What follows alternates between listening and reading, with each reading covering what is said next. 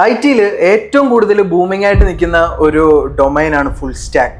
So അതിൽ തന്നെ ഏറ്റവും ട്രെൻഡിങ് ആയിട്ട് നിൽക്കുന്ന ഒരു ഫുൾ സ്റ്റാക്ക് വെബ് ഡെവലപ്മെന്റ് കോഴ്സാണ് ഈ പറയുന്ന മെയിൻ സ്റ്റാക്ക്. സോ നമ്മൾ ഇന്നത്തെ വീഡിയോയിലൂടെ നമ്മൾ നോക്കാൻ പോകുന്ന എങ്ങനെ ഒരു മെയിൻ സ്റ്റാക്ക് ഡെവലപ്പർ ആവും, അല്ലെങ്കിൽ നിങ്ങൾ ഓൺലൈൻ വഴി പഠിക്കുകയാണെങ്കിലോ അല്ലെങ്കിൽ കോഴ്സ് ചെയ്യുകയാണെങ്കിലോ അല്ലെങ്കിൽ IT ഫീൽഡിൽ നല്ല കരിയർ നോക്കുകയാണെങ്കിലോ ഒക്കെ നമുക്ക് മെയിൻ സ്റ്റാക്ക് എന്നുള്ളൊരു കരിയർ ചൂസ് ചെയ്ത് എങ്ങനെ അത് പഠിക്കാം, എന്താണ് അതിൻ്റെ റോഡ് മാപ്പ്. സോ അത്തരം കാര്യങ്ങളാണ് നമ്മൾ ഇന്നത്തെ ഈ ഒരു ജസ്റ്റ് ഒരു ചെറിയൊരു വീഡിയോയിലൂടെ നമ്മൾ നോക്കാൻ പോകുന്നത്. So the name is Ananthakrishnan. Welcome to Metafora. So നമ്മൾ മെയിൻ സ്റ്റാക്കിൽ ഒരു കരിയർ നോക്കുന്നവരാണെങ്കിൽ അല്ലെങ്കിൽ ഫുൾ സ്റ്റാക്ക് ഒരു കരിയർ നോക്കുന്നവരാണെങ്കിൽ എങ്ങനെ പഠിക്കാം, എന്തൊക്കെ പഠിക്കണം എന്നൊക്കെയാണ് നമുക്ക് ഈ വീഡിയോയിലൂടെ നോക്കാനുള്ളത്. സോ ഇതിനായിട്ട് മെയിൻ സ്റ്റാക്ക് എന്ന് പറഞ്ഞാൽ ഇതിലോട്ട് ആദ്യം വേണ്ടുന്നത് നമ്മളൊരു പ്രോഗ്രാമിംഗ് ലാംഗ്വേജ് പഠിക്കുക എന്നുള്ളതാണ്. സോ നമ്മൾ ആദ്യമായിട്ട് പഠിക്കുന്ന പ്രോഗ്രാമിംഗ് ലാംഗ്വേജ് എന്ന് പറയുന്നത് ജാവാസ്ക്രിപ്റ്റ് ആണ്. സോ അപ്പോൾ നമുക്ക് ഒരുപാട് പ്രോഗ്രാമിംഗ് ലാംഗ്വേജസ് ഉണ്ട്. ഇപ്പോൾ പൈത്തൺ ഉണ്ട്, C ഉണ്ട്, CPP ഉണ്ട്, അല്ലെങ്കിൽ ജാവ ഉണ്ട്. സോ നമ്മളിവിടെ യൂസ് ചെയ്യാൻ പോകുന്ന ലാംഗ്വേജ് ഇതെല്ലാം യൂസ് ചെയ്തിട്ട് നമുക്ക് ഇത്തരം വെബ്സൈറ്റ്സ് ഒക്കെ ഉണ്ടാക്കാൻ പറ്റും. പക്ഷേ നമ്മൾ ഇന്ന് മെയിൻ സ്റ്റാക്കിന് നമ്മൾ യൂസ് ചെയ്യാൻ പോകുന്ന ലാംഗ്വേജ് എന്ന് പറയുന്നത് ജാവാസ്ക്രിപ്റ്റ് ആണ്. സോ ജാവാസ്ക്രിപ്റ്റ് എന്ന് പറയുമ്പോൾ എനിക്കൊന്ന് ലോകത്തിലെ ഏറ്റവും കൂടുതൽ ആൾക്കാർ യൂസ് ചെയ്യുന്ന ലാംഗ്വേജ് ജാവാസ്ക്രിപ്റ്റ് ആണ്. അതിൻ്റെ ഒരു കാരണം തന്നെ ഈ ഒരു വെബ് ഡെവലപ്മെന്റ് എന്നുള്ളതാണ്. ഏറ്റവും കൂടുതൽ ആൾക്കാർ വെബ് ഡെവലപ്മെന്റിനാണ് ജാവാസ്ക്രിപ്റ്റ് പൊതുവെ യൂസ് ചെയ്യുക. സോ ഇപ്പം ഫ്രണ്ട് എൻഡിലേക്ക് വരുമ്പോൾ ജാവാസ്ക്രിപ്റ്റ് യൂസ് ചെയ്യുന്നുണ്ട്, ബാക്ക് എൻഡിൽ നോഡ് യൂസ് ചെയ്തിട്ടാണെങ്കിലും ജാവാസ്ക്രിപ്റ്റ് യൂസ് ചെയ്യുന്നുണ്ട്. സോ ബേസിക്കലി ജാവാസ്ക്രിപ്റ്റ് എന്ന് പറയുമ്പോൾ ഒരു വെബിന്റെ ലാംഗ്വേജ് ആണ് ജാവാസ്ക്രിപ്റ്റ്. അപ്പോൾ ജാവാസ്ക്രിപ്റ്റ് പഠിക്കുക എന്നുള്ളത് വളരെ ഇമ്പോർട്ടൻ്റ് ആയിട്ടുള്ള ഒരു കാര്യമാണ്. സോ പ്രോഗ്രാമിംഗ് ലാംഗ്വേജ് നമ്മൾ എല്ലാ പ്രോഗ്രാമിംഗ് ലാംഗ്വേജസ്, നിങ്ങൾ ഇതിന് മുന്നേ പ്രോഗ്രാമിംഗ് ലാംഗ്വേജസ് പഠിച്ചിട്ടില്ലാത്തവരായിക്കോട്ടെ, ഒരു പ്രോഗ്രാമിംഗ് ലാംഗ്വേജ് എന്തായാലും മസ്റ്റായിട്ട് പഠിക്കാം. എനിക്ക് തോന്നുന്നു നമ്മൾ എപ്പോഴും പ്രോഗ്രാമിംഗ് ലാംഗ്വേജസ് പഠിക്കുമ്പോൾ നമ്മൾ വളരെ ബേസിക്കിൽ നിന്ന് തുടങ്ങാം. അതായത് സി ഒക്കെ ആകുമ്പോഴത്തേക്കും വളരെ കോറായിട്ടുള്ള കോഡിംഗ് ആണ് അതിൽ വരിക.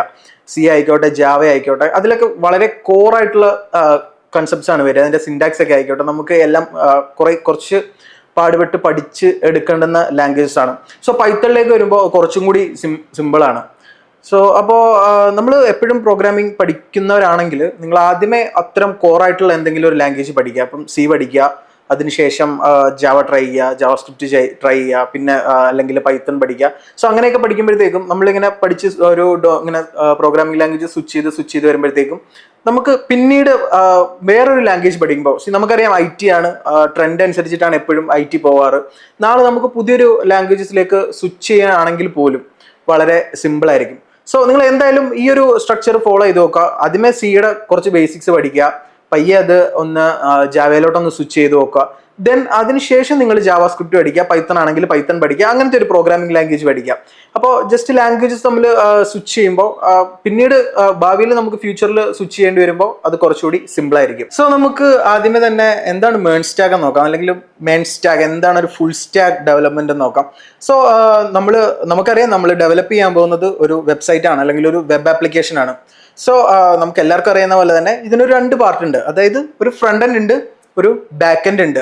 ഫ്രണ്ട് എൻഡ് എന്ന് പറഞ്ഞു കഴിഞ്ഞാൽ നമ്മൾ യൂസർ ഇന്റർഫേസ് ആണ്, അത് യൂസർ ഹാൻഡിൽ ചെയ്യുന്ന കാര്യങ്ങളാണ്, യൂസർ കാണുന്ന കാര്യങ്ങളാണ്. നമ്മളിപ്പോൾ ഈ പറഞ്ഞ പോലെ തന്നെ നമ്മൾ KFCയുടെ ഒരു വെബ്സൈറ്റിലേക്ക് കയറുവാണ്. സോ അവിടെ നമ്മൾ കാണുന്ന കാര്യങ്ങളൊക്കെയാണ് അവിടെ. അതാണ് അതിൻ്റെ ഒരു ഫ്രണ്ട് എൻഡ് എന്ന് പറയുക. യൂസർ എന്തൊക്കെ കാണുന്നോ അതിൻ്റെ ആ ഡിസൈനിങ് കാര്യങ്ങൾ അതെല്ലാമാണ് ആ ഒരു വെബ്സൈറ്റിൻ്റെ ഫ്രണ്ട് എൻഡ് എന്ന് പറയാം. ബാക്ക് എൻഡിലേക്ക് വരുമ്പോൾ ഇതിൻ്റെ ഡേറ്റാസ് ഒക്കെ കാണിച്ചു കൊടുക്കുക, അല്ലെങ്കിൽ ഇത്തരം കാര്യങ്ങളൊക്കെ പ്രോസസ്സ് ചെയ്യുക. ഇതിനൊരു ഡേറ്റാബേസ് ഉണ്ടാവും, അവിടെ കാര്യങ്ങൾ സ്റ്റോർ ചെയ്ത ഡേറ്റേനെ കാണിച്ചു കൊടുക്കുക. സോ ഇത്തരം കാര്യങ്ങൾ ഒരു ബാക്ക് എൻഡ് ആയിരിക്കും കൈകാര്യം ചെയ്യുക, ഒരു പ്രോഗ്രാമിംഗ് ലാംഗ്വേജ് ആയിരിക്കും അത് ഹാൻഡിൽ ചെയ്യുക. സോ ഇതൊക്കെയാണ് ഒരു ഫുൾ സ്റ്റാക്ക് വെബ് ഡെവലപ്മെന്റ് എന്ന് പറയാം. ഇനി നമുക്ക് ഇത് വെച്ച് മെയിൻ സ്റ്റാക്കിലേക്ക് വരാം.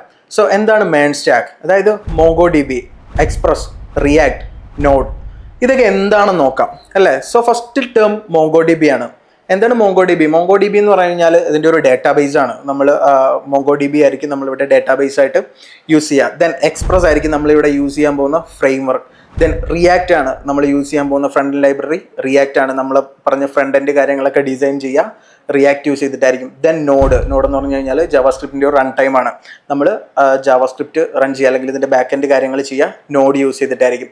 സോ ഇതാണ് മേൺ സ്റ്റാക്ക് എന്നുള്ളൊരു ടേം. ഇനി നമുക്ക് നോക്കാനുള്ളത് ഇതെങ്ങനെ പഠിക്കണം, എന്തൊക്കെയാണ് ഇത് പഠിക്കാനുള്ള സ്റ്റെപ്സ് എന്നൊക്കെയാണ് നമുക്ക് നോക്കേണ്ടത്.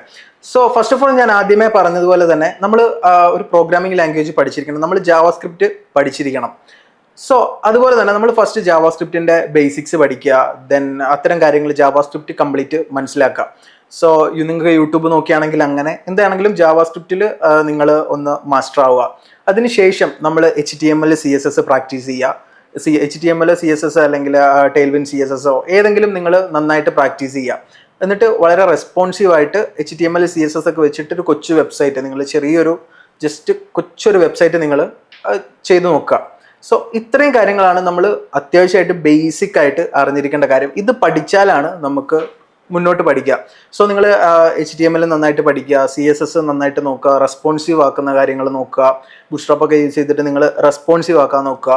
സോ ഇത്ര കാര്യങ്ങൾ നിങ്ങൾ പഠിച്ചു കഴിഞ്ഞാൽ നിങ്ങൾ ജാവാസ്ക്രിപ്റ്റിൻ്റെ ഓൾമോസ്റ്റ് ഒരു 50% കംപ്ലീറ്റ് ആയി. സോ നിങ്ങൾ ഇത്രയും കാര്യങ്ങൾ പഠിച്ചാൽ തന്നെ ഓൾമോസ്റ്റ് ഒരു വെബ് ഡെവലപ്മെൻറ്റിന് അല്ലെങ്കിൽ ഒരു ഡൊമൈൻ നമ്മൾ പഠിക്കാൻ വേണ്ടിയിട്ട് നിങ്ങൾ റെഡിയായി.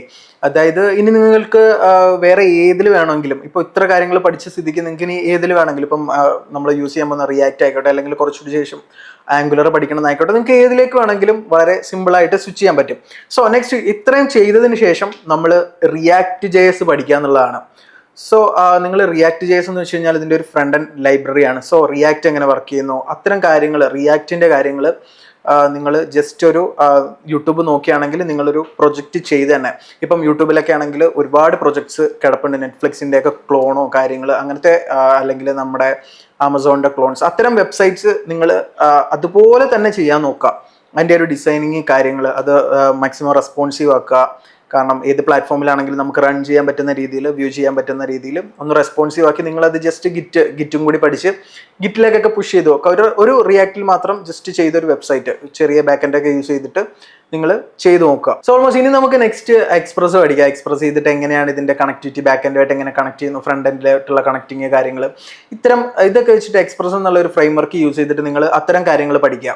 അതായത് എങ്ങനെ ടെംപ്ലേറ്റ് റെൻഡർ ചെയ്യുന്നു, അല്ലെങ്കിൽ എങ്ങനെയാണ് ഡേറ്റാബേസിലൊക്കെ കാര്യങ്ങൾ സേവ് ആവുക, അവിടെ നിന്ന് എങ്ങനെയാണ് ഫെച്ച് ചെയ്യാൻ പറ്റുക, അങ്ങനെ അതൊക്കെ യൂസ് ചെയ്തിട്ട് ഒരു ബേസിക് CRUD ആപ്ലിക്കേഷൻ ബിൽഡ് ചെയ്ത് നോക്കുക. CRUD മീൻസ് ഒരു സാധനം നമ്മൾ ക്രിയേറ്റ് ചെയ്യുന്നു, അത് റീഡ് ചെയ്യുന്നു, അത് വ്യൂ ചെയ്ത് കാണിക്കുന്നു, ദെൻ അപ്ഡേറ്റ് ചെയ്യുന്നു, ഡിലീറ്റ് ചെയ്യുന്നു, ഇത്തരം കാര്യങ്ങൾ മാത്രം പറ്റുന്ന ജസ്റ്റ് ഒരു ബേസിക് വെബ്സൈറ്റ് ഉണ്ടാക്കി അതും ഗിറ്റ്ഹബിലേക്കൊക്കെ പുഷ് ചെയ്ത് നോക്കുക.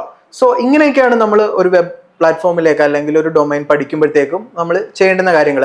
സോ നിങ്ങൾ ഓൾമോസ്റ്റ് ജാവാസ്ക്രിപ്റ്റ് പഠിക്കുമ്പോൾ തന്നെ നോഡ് മൊഡ്യൂൾസും കാര്യങ്ങളൊക്കെ പഠിക്കുന്നുണ്ട്. സോ ഓൾമോസ്റ്റ് നമ്മൾ നോഡ് JSലും എക്സ്പെർട്ട് ആവും.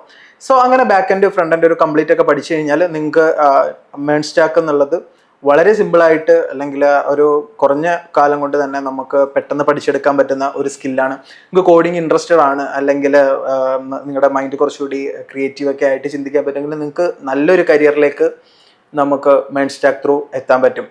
സോ ഇത്ര കാര്യങ്ങളാണ് നമ്മൾ മേൺ സ്റ്റാക്ക്. നിങ്ങൾ യൂട്യൂബ് നോക്കിയൊക്കെയാണ് പഠിക്കാൻ പ്ലാൻ ഉണ്ടെങ്കിൽ നിങ്ങൾ ആദ്യമേ ഇത്തരം കാര്യങ്ങളൊക്കെ പഠിച്ചു പോവുക. പിന്നെ നമ്മൾ ഇതെല്ലാം ചെയ്തതിന് ശേഷം നിങ്ങൾ എക്സ്പെർട്ട് ആയെന്ന് നിങ്ങൾക്ക് തോന്നുവാണെങ്കിൽ നിങ്ങളൊരു ഇ-കൊമേഴ്സ് വെബ്സൈറ്റ് നിങ്ങൾ സ്വന്തമായിട്ട് തന്നെ ചെയ്തു നോക്കുക. ഏതെങ്കിലും നിങ്ങൾക്ക് സ്വന്തമായിട്ട് തോന്നുന്ന ഒരു ഐഡിയ വെച്ചിട്ട് ഒരു ഇ-കൊമേഴ്സ് വെബ്സൈറ്റ് നിങ്ങൾ ചെയ്തു നോക്കുക. അപ്പോഴത്തേക്കും നമുക്ക് അത് ജസ്റ്റ് ഗിറ്റിൽ പുഷ് ചെയ്യുക, അല്ലെങ്കിൽ നിങ്ങൾക്ക് ഒരു ഡൊമൈനൊക്കെ വാങ്ങി വേണമെങ്കിൽ ജസ്റ്റ് ഒന്ന് പുഷ് ചെയ്ത് നോക്കാം. അങ്ങനെയൊക്കെ ആണെങ്കിൽ നിങ്ങൾക്ക് ഒരു ഇൻ്റർവ്യൂവിന് മുന്നിൽ ഇരിക്കുമ്പോഴത്തേക്കും നിങ്ങൾക്ക് അത്യാവശ്യം ഒരു പോർട്ട്ഫോളിയോ കാര്യങ്ങളൊക്കെ ആവും. നിങ്ങൾക്ക് CV-യിൽ വെക്കാനായിട്ട് കുറച്ച് സാധനങ്ങൾ കൂടി സെറ്റ് ആണെങ്കിൽ നിങ്ങൾക്ക് ഓൾമോസ്റ്റ് ഉറപ്പായിട്ടും ഒരു ഇൻ്റർവ്യൂ നിങ്ങൾക്ക് ക്രാക്ക് ചെയ്തെടുക്കാൻ പറ്റും. സോ ഇത്തരം കാര്യങ്ങളൊക്കെയാണ് നിങ്ങൾക്ക് ഒരു ജസ്റ്റ് മേൺ സ്റ്റാക്കിൽ നമുക്ക് പഠിക്കേണ്ടി വരാം. സോ എനിക്ക് തോന്നുന്നു നിങ്ങൾക്ക് ഇപ്പോൾ കുറച്ചെങ്കിലും ഒരു ഐഡിയ കിട്ടി കാണും, എങ്ങനെ പഠിക്കണം, എവിടെ നിന്ന് തുടങ്ങണം, അല്ലെങ്കിൽ അത്തരം കാര്യങ്ങളെ പറ്റിയിട്ടൊക്കെ ഒരു ഐഡിയ കിട്ടി കാണും. സോ എന്തായാലും നിങ്ങൾക്ക് മേൺ സ്റ്റാക്കിനെ റിലേറ്റ് ചെയ്തിട്ടായിക്കോട്ടെ, IT ഒക്കെ റിലേറ്റ് ചെയ്തായിക്കോട്ടെ, കൂടുതൽ കാര്യങ്ങൾ അറിയണമെങ്കിൽ നമ്മുടെ പേജ് ഒന്ന് ചെക്കൗട്ട് ചെയ്ത് നോക്കുക.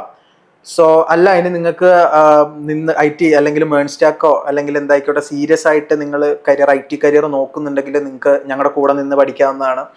സോ അങ്ങനെയാണെങ്കിൽ നമ്മുടെ കോഴ്സിന്റെ കാര്യങ്ങൾ നിങ്ങളൊന്ന് ചെക്കൗട്ട് ചെയ്ത് നോക്കുക. സോ നമുക്കാണെങ്കിൽ നമ്മുടെ കൂടെ തന്നെ ട്രെയിനേഴ്സ് കാര്യങ്ങളൊക്കെ അവൈലബിൾ ആണ്. നമുക്ക് ലൈവ് പ്രൊജക്ട്സിലും കാര്യങ്ങൾക്കൊക്കെ നിങ്ങൾക്ക് വർക്ക് ചെയ്യാൻ പറ്റും. സോ നിങ്ങൾക്കൊരു എക്സ്പീരിയൻസ്ഡ് ആയിട്ട് തന്നെ നമുക്ക് ഇവിടുന്ന് പഠിച്ചിറങ്ങാൻ പറ്റും. സോ നമ്മൾ എന്തായാലും നമ്മുടെ കോഴ്സ് ഒന്ന് ചെക്കൗട്ട് ചെയ്യുക. സോ നിങ്ങൾക്ക് വീഡിയോസ് കാര്യങ്ങൾ ഇഷ്ടപ്പെട്ടിട്ടുണ്ടെങ്കിൽ, ഉപകാരപ്പെട്ടു എന്ന് തോന്നുവാണെങ്കിൽ ജസ്റ്റ് നമ്മുടെ പേജ് ഒന്ന് നോക്കി വെച്ചോ. ഓക്കെ, സോ അടുത്ത വീഡിയോയിൽ കാണാം.